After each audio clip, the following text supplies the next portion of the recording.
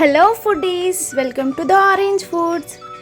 ఇవాళ నేను మీకు పర్ఫెక్ట్ కొలతలతో ఎంతో రుచికరంగా ఉండేటువంటి బూందీ లడ్డు రెసిపీ చెప్పబోతున్నాను, చూసేయండి. దీనికోసం 1 కప్పు శనగపిండిని తీసుకొని తగినన్ని వాటర్ పోసుకొని మరీ చిక్కగా కలుపుకండి, మరీ పలుచగా కలుపుకండి. ఫస్ట్ నేను నీళ్ళు పోసుకొని కలుపుకున్నటువంటి చిక్కటి పెరుగు వలె ఉండాలి. స్టవ్ మీద ప్యాన్ పెట్టుకొని హీట్ అయిన తర్వాత ఆయిల్ వేసుకొని బాగా మరిగే వేడివేడి నూనెలో గిన్నె దగ్గరగా పెట్టుకొని, దూరంగా పెట్టకండి, దగ్గరగా పెట్టుకొని పిండిని వేసుకొని అలా వదిలేయండి. చూసారా, వీడియోలో చూపిస్తున్నట్లు ముత్యాల లాంటి బూందీ తయారైపోతుంది. Boondi light golden brown colour వస్తే చాలు. చూసారా, వీడియోలో చూపిస్తున్నట్లు అలా 70% కుక్ అయితే చాలు. మరి డీప్గా ఫ్రై చేసుకున్నా అంత టేస్ట్గా ఉండదు లడ్డూకి. ఆ తర్వాత బూందీ పాకం కోసం 1 కప్పు శనగపిండికి నేను 1.5 కప్పు పంచదార తీసుకున్నాను. ఇది పర్ఫెక్ట్గా ఉంటుంది స్వీట్నెస్.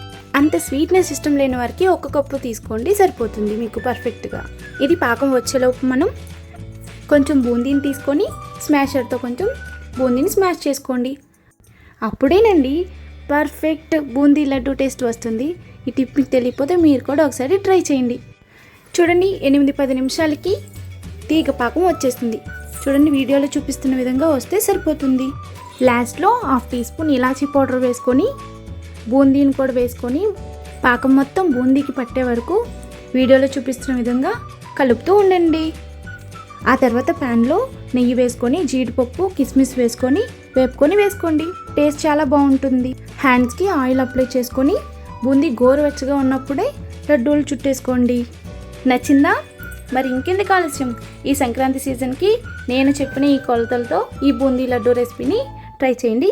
పర్ఫెక్ట్ బూందీ లడ్డు టేస్ట్ని ఎంజాయ్ చేసేయండి. ఇలాంటి రెసిపీస్ కోసం ద ఆరెంజ్ ఫుడ్ ఛానల్ని సబ్స్క్రైబ్ చేయడం మాత్రం మర్చిపోవద్దు.